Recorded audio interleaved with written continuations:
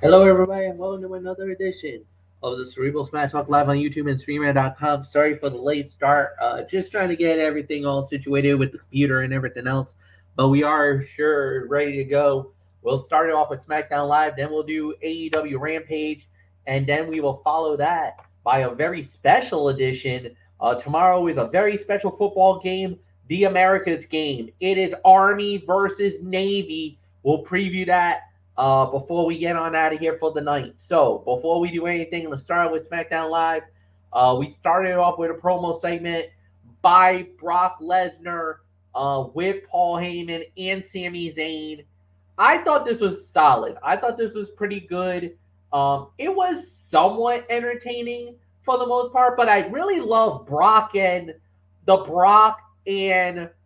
Sammy dynamic. I think that really came out really well. Of course, Sammy was threatening to sue the whole world after what happened to him last week. Consequently, it was Brock Lesnar that pretty much got his tail kicked, basically kicked Sammy's tail that led to what happened next, which was Roman Reigns destroying him and successfully defending the Universal title. But now, Brock Lesnar will fight Roman Reigns at day one on New Year's Day for the Universal title. But now Sammy is kind of, I guess you could say, trying to say, hey, this is unfair. I got screwed. I never got a fair shot. I should be getting an opportunity at this belt. Well, sorry, Sammy, but in the eyes of a lot of people, you don't deserve it. I think Florio and Michael Bullock both agree with that. So, yeah. But also Heyman. I wonder where his loyalty lies now. Because Heyman was definitely kind of talking both sides of the you know what, especially at the time. So, is he with the tribal chief Roman Reigns? Is he with Brock Lesnar? Or is he just going to be playing both sides of the fence and goes with whoever wins the match? Paul Heyman is going to become the wild card in this whole thing now. We'll see how that plays out. Anthony Florio, it's yours. Come on in. Well, I'll tell you, MF. Brock Lesnar and Sami Zayn's reactions over the last 2 weeks have been absolute gold. The over-the-top conspiracy theorist and the ass-kicking destroyer have remarkable chemistry, given the dichotomy of their characters. Lesnar yucking it up despite the very real sense of terror that accompanies him for great television. That Zayn knows his place and plays his role so well only helps the overall quality of the segment. Paul Heyman was great here too, calling for the return of the Beast Incarnate, inadvertently waking him up ahead of day one, and his Universal Championship rematch with Roman Reigns is a great bit of booking and reignites questions about Heyman's loyalties heading into the latest match between his most recognizable charges. To me, this was the segment of the night. Thumbs way up for this segment, as everything Paul E touches has turned to gold over the last year. So this, to me, was the segment of the night. No doubt about that. So with that being said, Phenom, Michael Bullock, come on in. Fresh off another one of our legendary SmackDown chats. No better way to end this segment than seeing Mr. Lame Duckman get his ass handed to him. And rightfully deserving of it, to say the very least. I mean, when is Sami Zayn going to learn to stop running his mouth? I mean, especially when you're dealing with someone like Brock Lesnar. But anywho, I agree. This was a really good segment here. I mean, it's going to continue to ask questions of where Paul Heyman's loyalty is. Is it with Brock Lesnar or is it with the tribal chief Roman Reigns? I mean, these questions will certainly get answered, hopefully, as we get closer to their Universal Championship bout at day one on January 1st. So, to me, this was the segment of the night, so nothing else to say. Fletch, it is yours. All right, so next up we had was the first match of the evening, as it was Rick Boogs and Shinsuke Nakamura versus Los Lotharios. And Rick Boogs and Shinsuke Nakamura wins the match in about less than 90 seconds. We're not going to get into that. We're just going to move right on along. Then we had a few promo segments along the way. Then it leads to the next match of the evening, Anthony. Drew McIntyre versus Sheamus, a rematch. This time, Drew McIntyre wins the match with the Claymore. 7 minutes, 31 seconds. Florio, it's yours. Despite the short time, this was one of the top fights of the night for sure. Despite that, I'm going to give it a decent mark here. I'm going to give this a solid 3 stars for this effort. I mean, Sheamus and Drew McIntyre are among the most underappreciated in-ring workers of this generation. Their physical styles and impeccable timing make them assets to any roster in which they appear. Put them together and you're looking at a potential classic every time.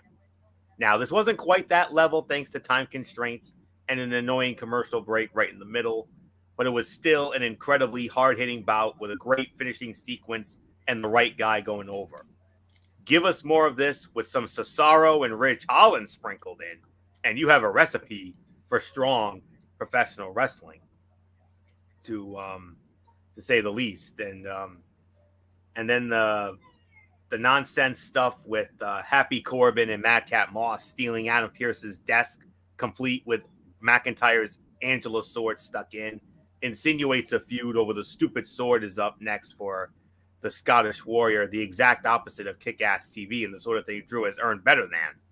But, they obviously have to, humble him before, he gets groomed for the big spot that we all know he's going to be in. So nothing really more to say here. I'll actually take it down a small bit. I'll give it between 2.5 and 3. A fun little sprint, even though we usually say that about, quicker guys. But this was a fun little sprint, a fun little be-a-man fight. And they do so every time they get together. So, but imagine if you throw in Cesaro and Ridge Holland to this mix. Whoa. Get ready for some be-a-man fights down the road. So not much more to say here. 2.5 to 3 for me. So, Michael Bullock, we definitely had fun with this match during our SmackDown chat tonight. And every time these two get together, I mean, it started on Raw during the Thunderdome era. They were putting together some classics here. Not quite a classic, but still a fun little be-a-man sprint here. 2.5 to 3.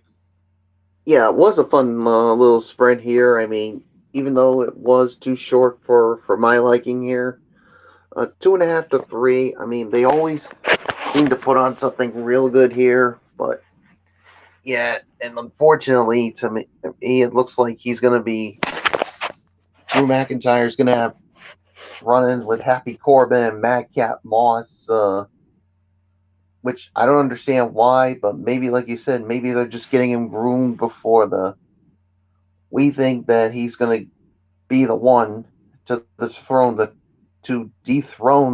tribal chief. So we'll wait and see how all that goes. So there's really nothing more to say. Fletch, it's yours. All right, nothing more to say. Then we do move on, guys, to, well, it was supposed to have been a one-on-one match. This was supposed to be Sonya Deville versus Naomi. We thought it was finally going to happen. Well, it doesn't happen. You could say it was definitely a little bit of a screwy thing, but Naomi was like, you know what? I had enough of this. With everything that was about to be set it up, you knew the screw job was on.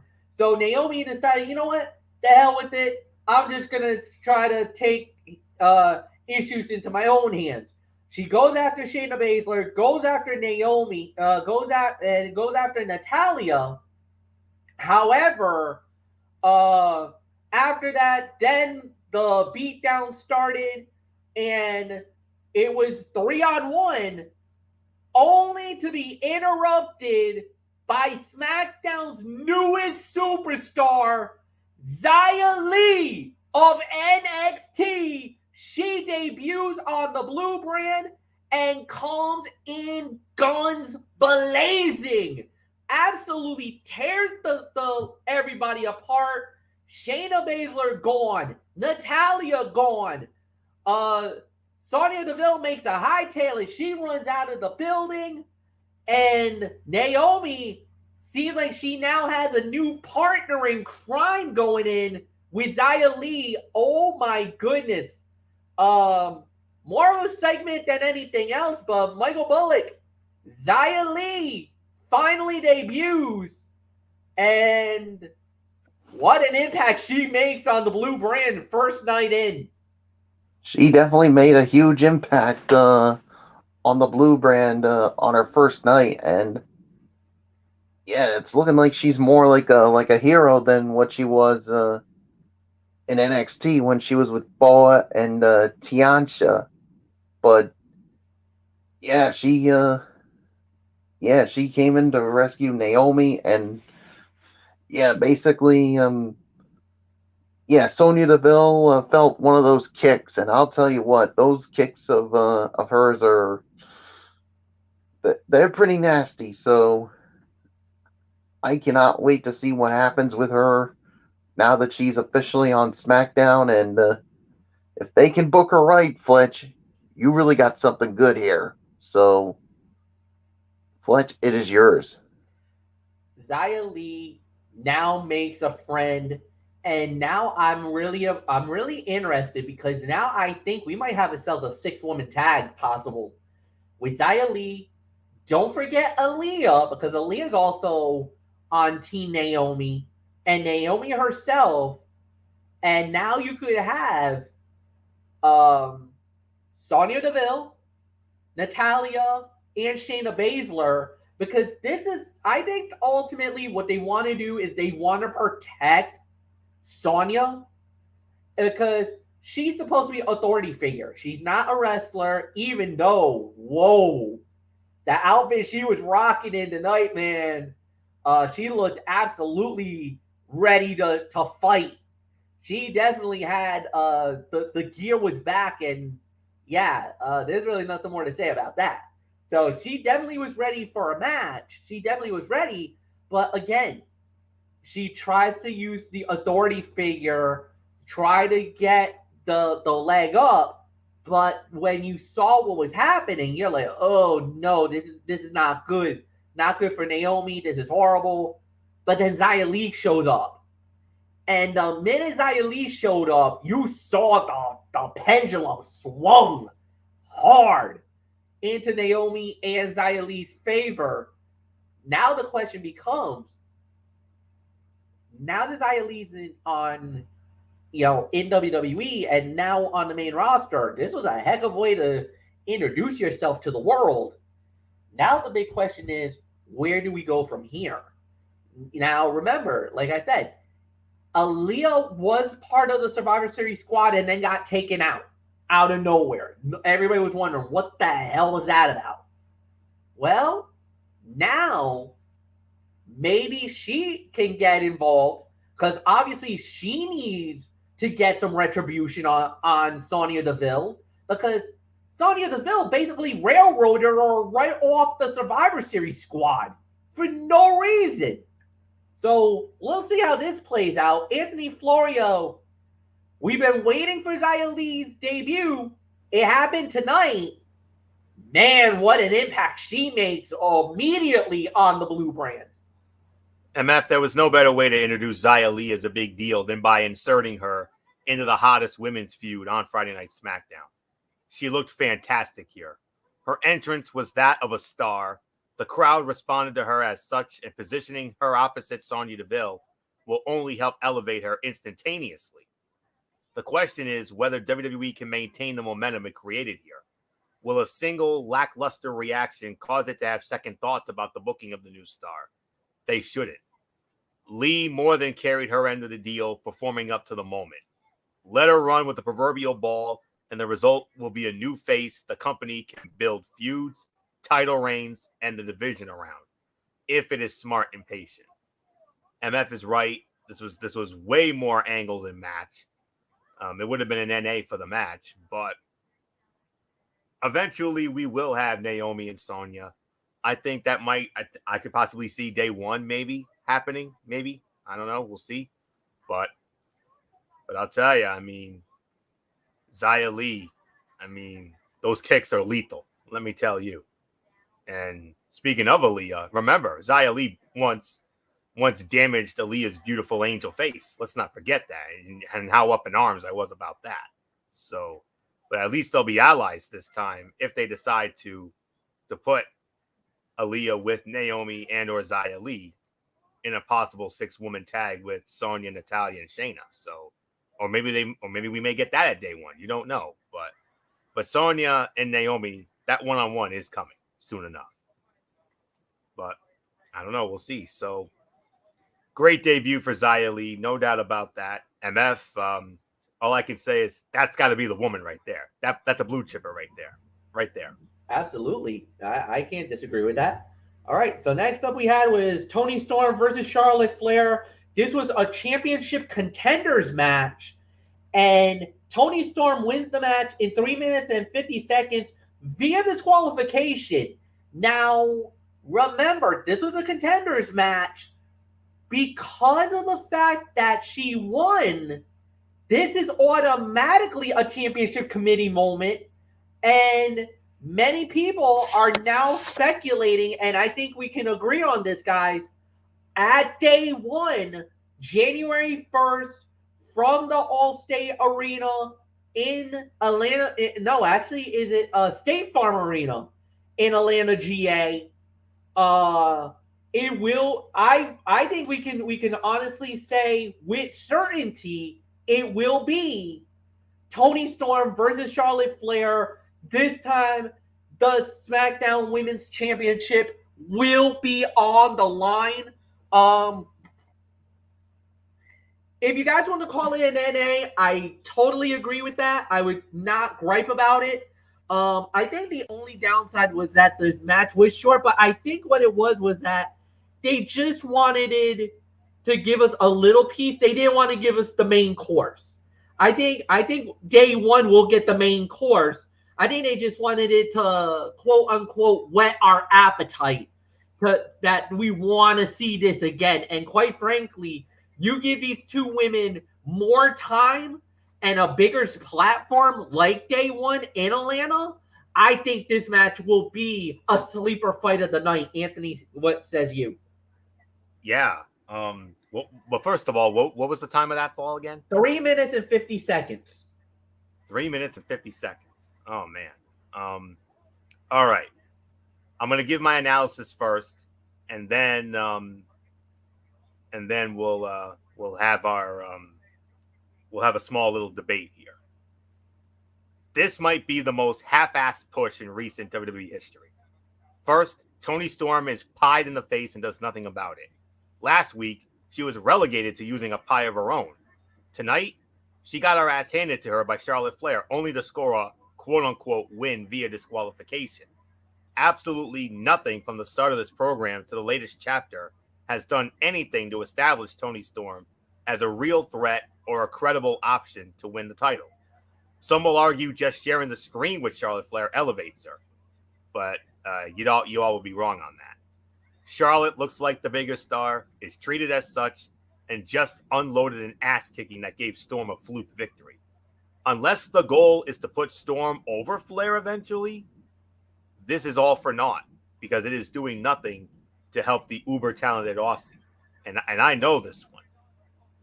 You remember Mae Young Classic. I followed it religiously both years. She won it in 2018, beating Io Shirai at Evolution. So it's going to be an NA for the match, but this is where now MF, you're hearing this for the first time.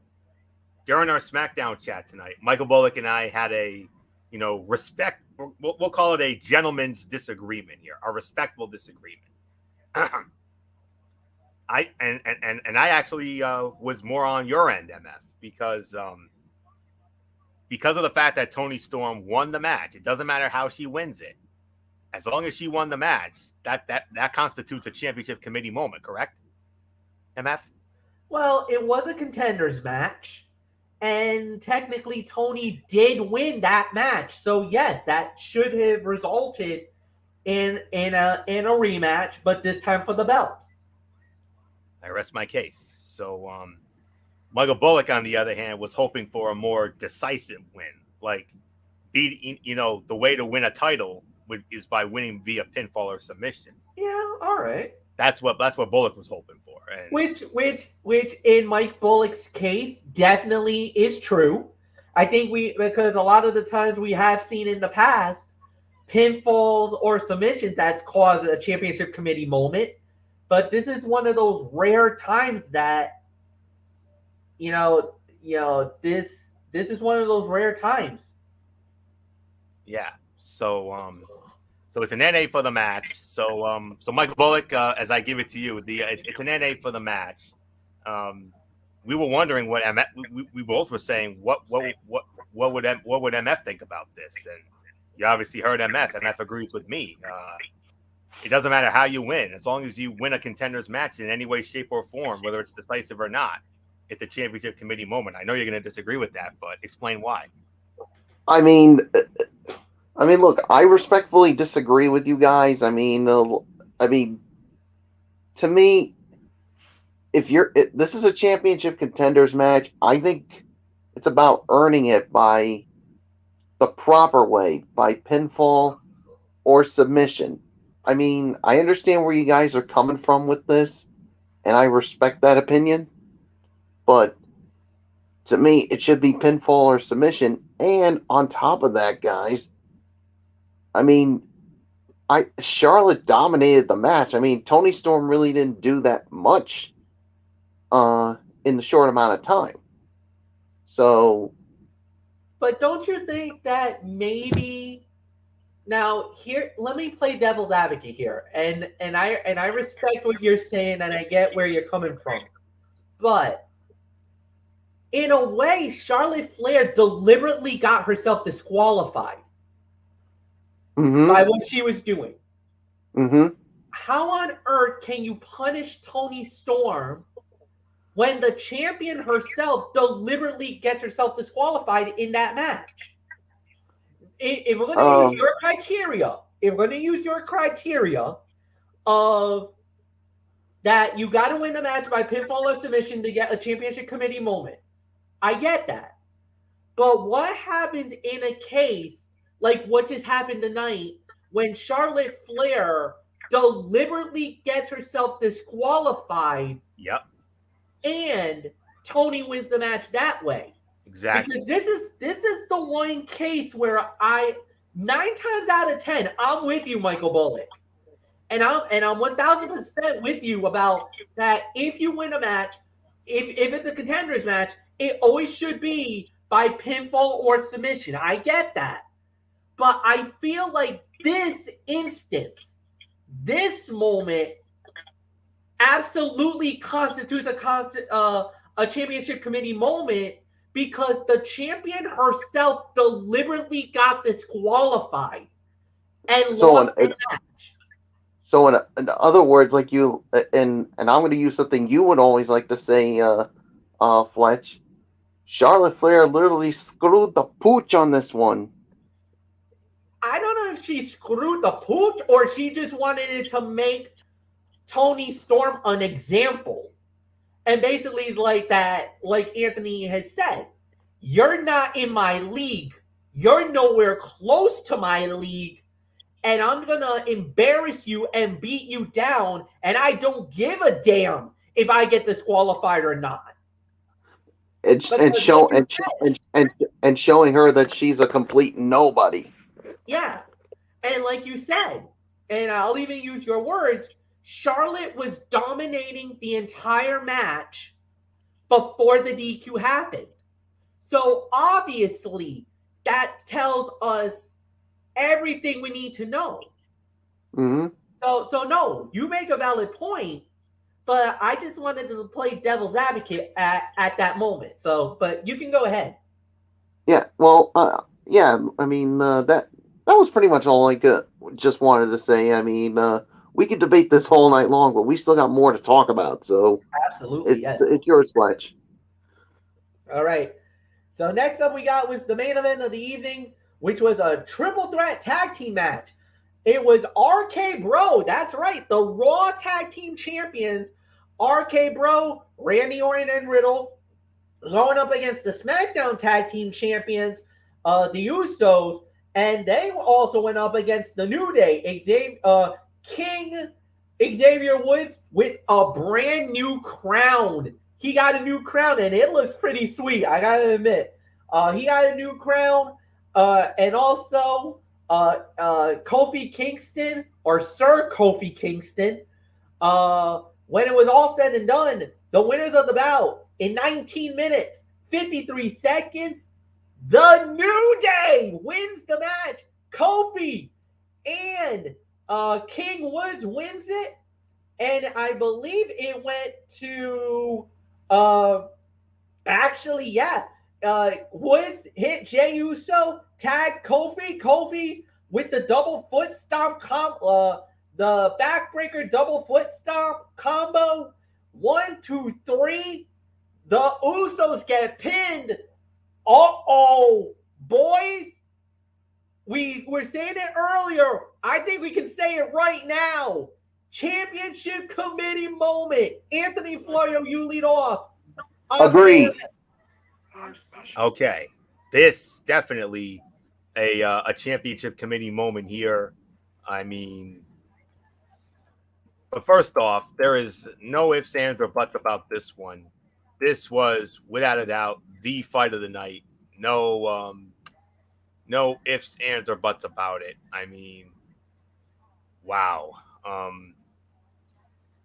We all had a feeling this was going to be something special. We knew it would, and no big surprise here. And I'm looking to see if any new developments have come in yet regarding this situation. But I'll tell you guys, I mean, I got to give this at most. I would have to give this about 4.25 stars. I think that's the best I can do when it comes to this event, this matchup here tonight. Because there were several commercials and the whole 9 yards, and actually, it was announced last week. MF, it's not a championship committee moment. It's official. They made it official a week ago. It will be the New Day challenging the Usos for the SmackDown Tag Team Championship. We're getting that at day one. It's done. Done deal. So forget championship committee moment. It already happened. But all right. This was a hell of an example of crowd manipulation. All three teams expertly worked the hot tag spot, essentially making fans beg for Randy Orton to get in there. When he did, he opened up a can of whoop ass on the opposition and would have won had it not been for a heads-up play by Xavier Woods, who made the blind tag and partnered with Kofi Kingston to secure the win. Some will question the booking of the finish, wondering why the show didn't let RK Bro have that moment in their guest starring role, but New Day is the SmackDown entity. King Xavier Woods has been on a roll since winning the King of the Ring tournament. Letting him get that win with Kofi helps them establish momentum moving forward, rather than sacrificing a win in the name of putting two Raw guys over. It may not have been the popular play in Los Angeles on this night, but it was the right one. 4.25 stars, fight of the night, no doubt about it. Michael Bullock, we knew going in this was going to be the fight of the night, and are we surprised that it ended up over-delivering? I'm not. Yeah, I'm not surprised either. I mean, this was no doubt about it, the fight of the night here. 4.25 stars. I'm with you on this one. I mean, the outcome to me was never in doubt. I mean, you knew they wanted to give the New Day some momentum going into their title match at day one. So yeah, so there's really nothing more to add to it. So Fletch, it's yours. 4.25 stars, definitely agreed. A great matchup. Look, I get it and I understand, but it would have left a bitter taste in the mouth if RK Bro would have won it all. I think for the crowd, it was a good match, and all in all, an excellent show. or at least a great way to close the show, I'll say. Really, nothing more to add, guys. Let's just go into the final review, which I believe is starts off by Michael Bullock. So, Bullock, it's yours. I think this was a better show than last week, but I'm gonna give this about maybe uh I'm gonna give this maybe about 6.5. I mean, yeah, you had some quality matches, you had some promos, but you did have some cutouts here from this. So 6 to 6.5. I mean, it's better, but I think they still need some work to do going into day one. So, Fletch, it's yours. I agree with the most part that they still got some work to do. I definitely won't disagree with that. But I do believe that they have gotten better. And I do believe that they are getting better. I mean, this was an okay show. It was a solid for what it was worth. And for me, I'm in a full agreement with you, Michael Bullock. I'll go 6.5. I definitely enjoyed the show. So nothing more to say. Anthony Florio, what's yours? Definitely far better than last week. MF, last week we witnessed hands down the worst SmackDown of 2021. I mean, Yeah, agreed. I mean yeah, last week's show in San Antonio, or as I call it, San Antone. I mean, I feel bad for those folks. I mean, but you had a feeling that them being at the Staples Center in Los Angeles, where they've had many memorable moments, from many SmackDowns, many Raws, 6 SummerSlams, a WrestleMania, a Survivor Series, and other pay-per-views as well, countless other pay-per-views. But this tonight, I would probably say I think the 6.5 is probably right. I mean, the main event alone was better than anything we saw last week. Um, the only last week it was only about Sasha and Shayna. They had a solid match and the Brock Lesnar and Sami Zayn stuff. But other than that, the show sucked last week. This week, Lesnar and Sami delivered another entertaining segment again. Main event over delivered. No big surprise on that. You had a solid match with Drew McIntyre and Sheamus, which could have been better, but still. Um, and then we established, even though we didn't like the way it happened, we established Toni Storm as the next #1 contender for Charlotte Flair in the SmackDown Women's Championship. Maybe at day one, we'll see, but the venue definitely had a hand on it. I mean, but San Antonio, they've had several moments there too, but LA, obviously the bigger city, the bigger venue, the bigger moment. 6.5. The only downside were the cutouts. Obviously, another downside, no Roman. But Roman Reigns will be back next week when SmackDown emanates, MF, from the IWC capital of the world, Chicago, Illinois. Oh, get ready, MF. Get ready, Chicago. That's all I'm going to say for Friday Night SmackDown next week.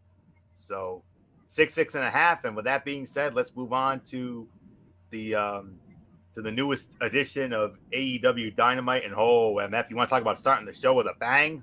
Oh boy. Yeah, we started off Rampage with a bang. The World Tag Team titles, the AEW World Tag Team titles on the line, as it was Penta El Zero Miedo and Rey Fenix, the Lucha Bros, going up against Dax Harwood and Cash Wheeler of FTR, winners of the bout, 13 minutes, 57 seconds, and still the AEW World Tag Team Champions, the Lucha Bros.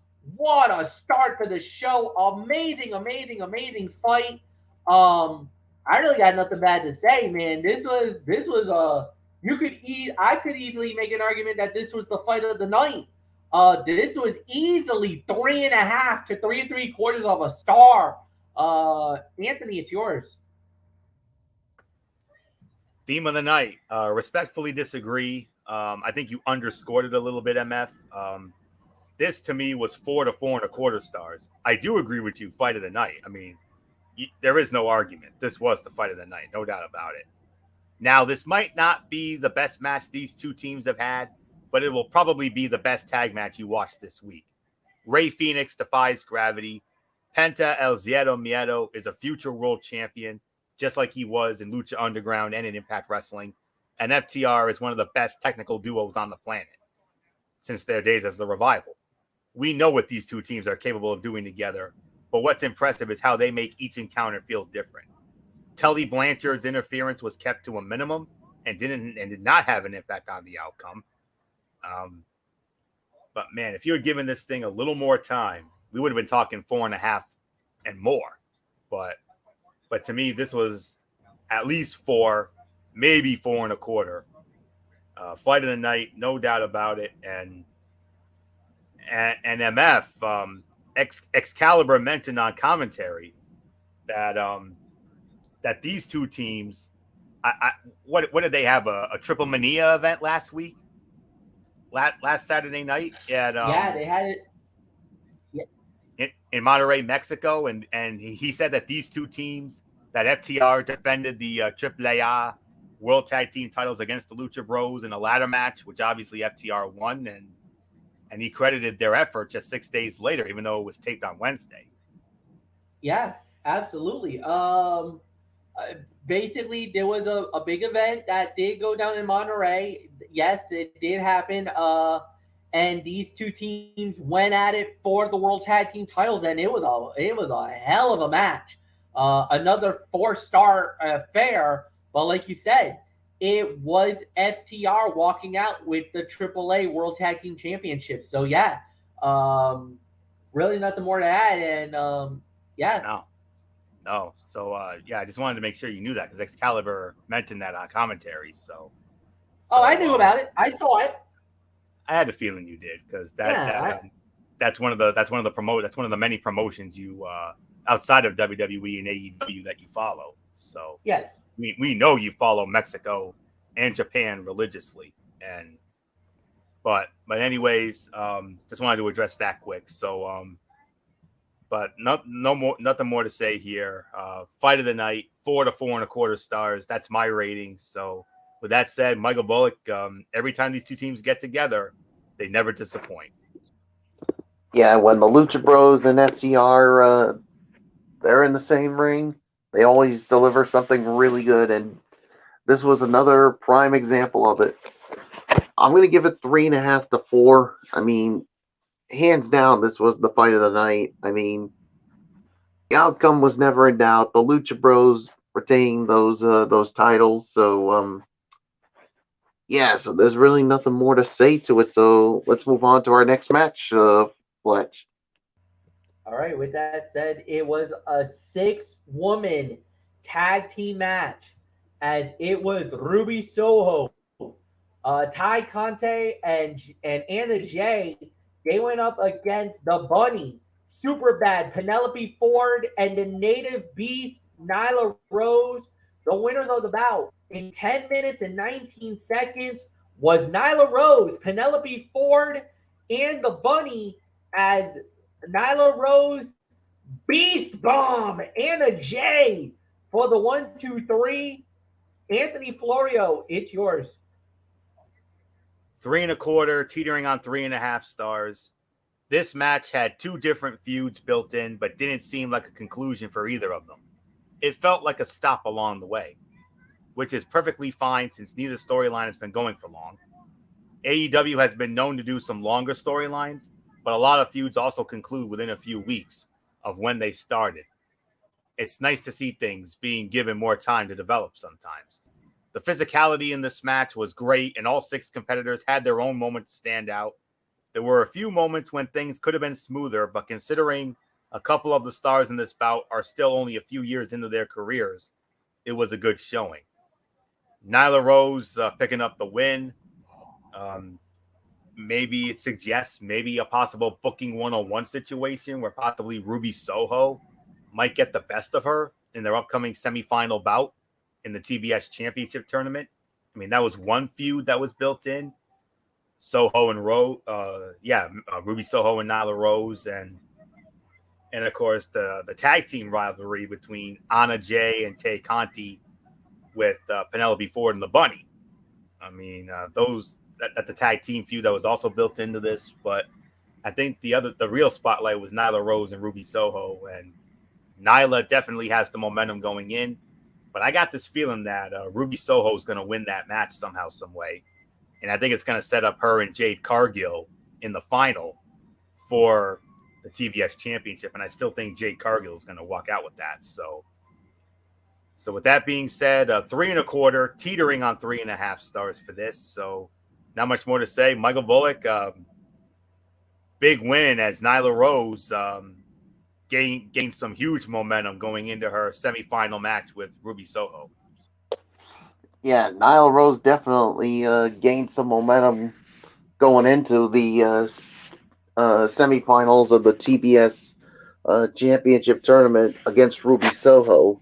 So, yeah, I mean, I'll give it 3.25 to 3.5 as well. I mean, this a big win for the team. Obviously, of course, you also have that mixed in view with Ty Conte and Anna Jay with Penelope Ford and the Bunny, who I continue to say is crazier than a pet coon, as JR would say. Of course, thinking of you, JR, as you continue your treatment from skin cancer. So, yeah. So, I mean, there were times. Part of me was like, don't let me get on the Bunny's bad side when she's like that. I mean, if I ever get on her bad side, I think I just might walk the other way. That's just how I feel about. But anywho, a great win for the heel team, especially for Nyla Rose going into that semifinal matchup. So nothing else to say, Fletch. It is yours. All right, and with that said, we do move on. The next match we did have was Hook versus Fuego del Sol. Hook wins the match in 3 minutes and 20 seconds. If you guys want to talk about it, we can. If you don't, then we could just move on. The main event was Adam Cole versus Wheeler Yuta. Adam Cole wins the match in 7 minutes and 10 seconds, which I believe it does go to. Yeah, Michael Bullock, it goes to you. So it's yours.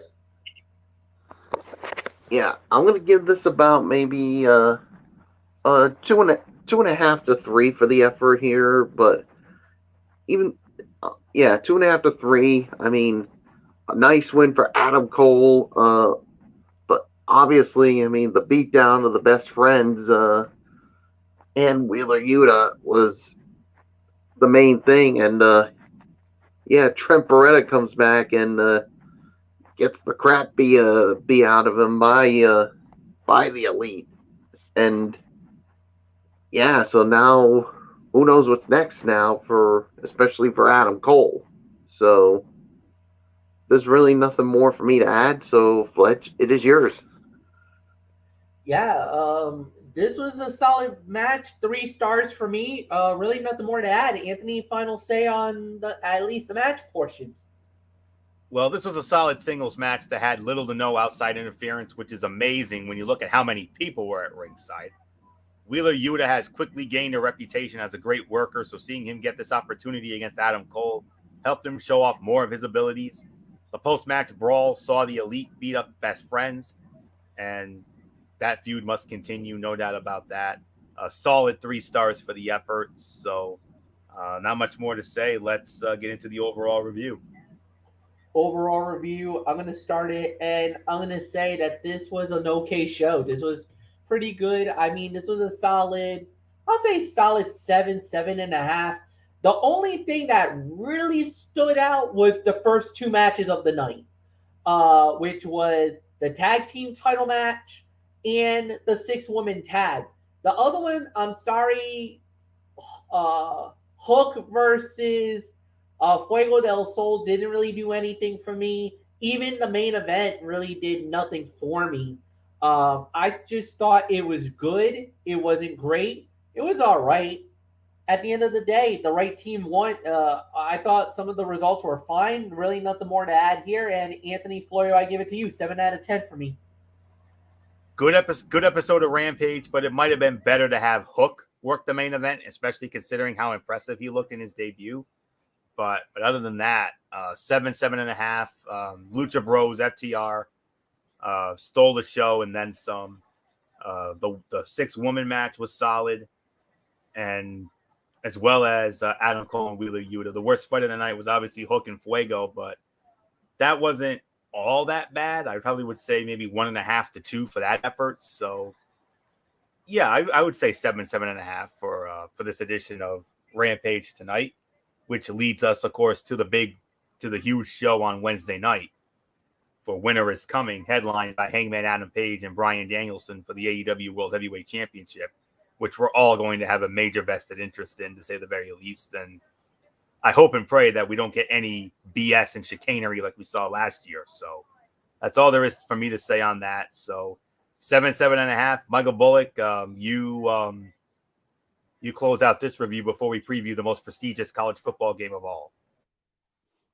Yeah, 7 to 7.5 for me. I mean, I thought it was a good show. I mean, the first 2 matches of the show really were the highlights for me. I mean, the main event, Adam Cole and Wheeler Yuta, was good, but not great. So, and obviously, the worst fight of the night was Hook and Fuego del Sol. So, yeah, there's really nothing more to say. Let's get on to Army and Navy.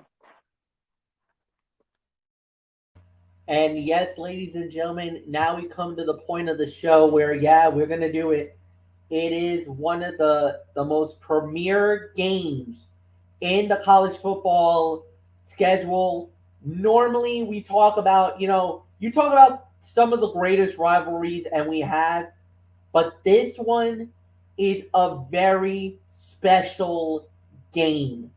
And it doesn't get any bigger or any better than this one going down tomorrow. It will be held at MetLife Stadium in East Rutherford, New Jersey. The 3-8 Navy goes up against the 8-3 Black Knights of the Army. It is the Midshipmen versus the Scarlet versus the Black Knights. And yes, guys, it is the war. Army versus Navy. And this is tradition. Last year, Army won the game 15-0, shutting it out. But last year, it was actually at the Army, at the military base in West Point. This time, they're back in an NFL stadium where it belongs. The pageantry, the tradition, it's back. It's better than ever and bigger than ever. Army, a 7-point favorite, and the over/under for you gambling folks is 35. Expect this to be a very run-heavy game. Army and Navy has been known to run the football more. Don't expect an aerial assault out from either team. At the end of the day, I gotta think it's the Army that's gonna win this one. They've just been really good. They've been, they play so many different ways in this game. But the run and attack, especially with that wishbone offense, they use a lot of RPOs. And I do believe Army will be able to stymie the Navy. The Naval Academy was dominating this series, where I believe they won like 13 or 14 in a row before Army beat them a few years ago in Baltimore. And now all of a sudden, Army has won, I believe they've won 4 out of their last 5 or 5 out of their last 6 in this Army-Navy game. I think it will be 6 out of 7. The Army wins. They'll get to sing second, and I'll have the honor and privilege to be in the broadcast booth tomorrow at MetLife Stadium, 3 p.m. kickoff on CBS. You already know who it's going to be. I don't really need to hit anything else. Anthony Florio, I know you traditionally have your little setup. I'm sorry if I stole some of the thunder. I didn't steal it all, No, you didn't. But go right ahead. It's all yours. That would be you, Eric Carrier, and Megan Silva on the sideline, correct? Yes, it is. All right. So can't wait for that. It's going to be awesome. But anyways, the series history, it favors the Navy. Navy leads the all-time series 61-53 with 7 ties. The longest win streak, MF nailed it. The Navy won 14 in a row from 2002 up to 2015. However, Army has won 4 out of the last 5. Army won last year's game in West Point 15-0, like MF mentioned. After that 14-game winning streak by the Navy, Army had won 3 straight in 16, 17, and 18. And then in 19, Navy got it back, and then Army took it back last year. So 4 out of the last 5 have gone the way of the Army. So, but anyways, it's that time of the year again for America to tune in to one of the best annual traditions that sports has to offer. No, not college football players opting out of bowl games and coaches getting mega contracts with new schools. We're talking about the Army-Navy game, which returns to a neutral field this season with a stop in MetLife Stadium in East Rutherford, New Jersey, in the Meadowlands, the home of the Giants and the Jets. Army and Navy will line up for one of college football's best rivalries this weekend as mirror opposites of each other. Army is 8-3, Navy is 3-8. But you can always throw the records out in this one because the two service academies play very much the same style of football, and the clock will be running for the majority of the game as a result. Army has enjoyed long-awaited success in this rivalry with 4 wins in the last 5 meetings, including last season's 15-0 victory in a game played on Army's campus in West Point due to the pandemic's impact on the college football world. Army will look for its first win in an Army-Navy game played in New Jersey since 1993, as Navy has won the last 2 meetings in East Rutherford. The spread that I have, MF, has Army by 7.5, but 7.5, that's about right. Touchdown favorite for Army. When Army has the ball, you may not be too shocked to learn that Army owns the nation's second-best rushing offense this season. Army was one of 2 teams to average at least 300 rushing yards a game this season, with the only team with more being the Air Force. Army averages 4.95 rushing yards per attempt, and the Black Knights have scored 43 of their 53 offensive touchdowns on the ground this season. Senior quarterback Christian Anderson has led the attack with 525 rushing yards and 545 passing yards this season. But Army has distributed the ball well on offense to spread the production around. Tyrell Robinson has been a workhorse for Army with a team-high 582 rushing yards but just 3 touchdowns. Junior Jacoby Buchanan leads Army with 11 rushing touchdowns, including 3 in Army's last game 2 weeks ago against Liberty in a 31-16 win. Buchanan has been the big red zone go-to option with all 11 of his touchdown runs coming inside the red zone.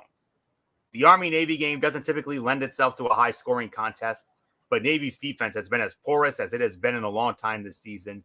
Navy has given up 29.6 points a game this season, 92nd in the nation in scoring defense. But Navy did hold Cincinnati to 27 points in a 27-20 scare of the college football playoff-bound Bearcats. Now, when Navy has the ball, like its West Point counterparts, Navy's running game is the life of the Navy offense. The midshipmen averaged 229.18 rushing yards a game this season, but their touchdown production is far off the track Army has been on this season.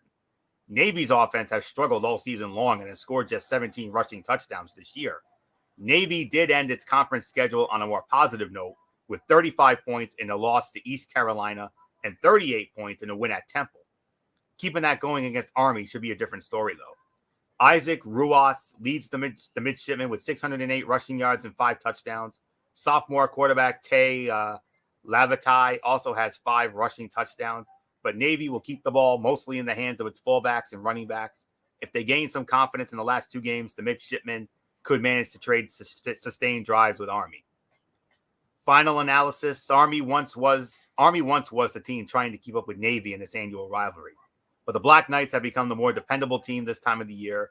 Navy struggles may be minimized this week in an even matchup with Army, but the Black Knights have the ability to add a bit more punch to their drives and their defense is much more suited for this type of game.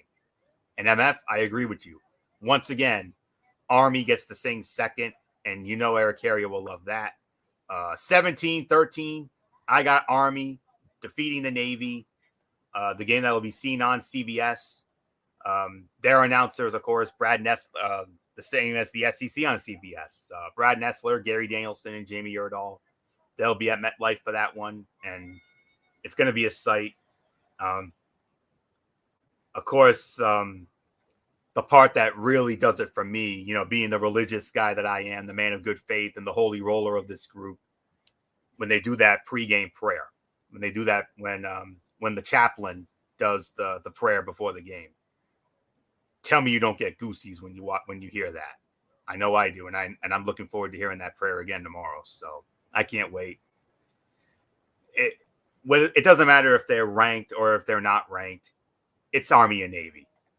So that's all there is to say on that. So I got Army winning 17-13. That's my score. So Michael Bullock, take it home.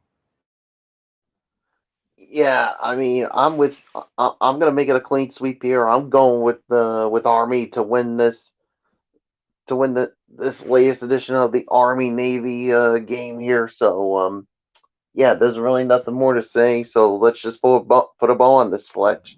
Yeah, no doubt about it. That's it, guys. We're done for tonight.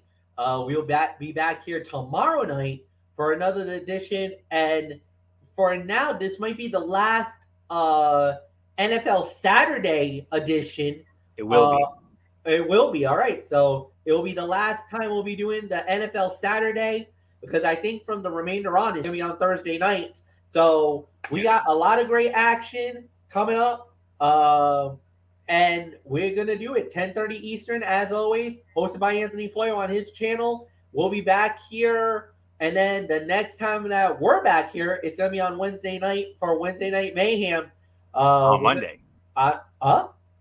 Monday. Ridiculously Raw? Well, it's hosted by you on your channel. Right. I mean, next time here on Braves Fan is going to be Wednesday night. Of course, yes, Ridiculously Raw, Monday night, hosted by Florio. The usual Raw, and then we do 205 Live and Impact Wednesday Night Mayhem, and then we'll have the NFL Thursday. Then we got another, and then we'll have one more edition of the Cerebral Smack Talk before we get closer and closer to the holiday, and so we'll have a lot to talk about. So until then, for Anthony Floyo, for Michael Bullock, I'm Michael Fletcher. Have a good night, everybody. We'll see you guys tomorrow night for NFL Saturday.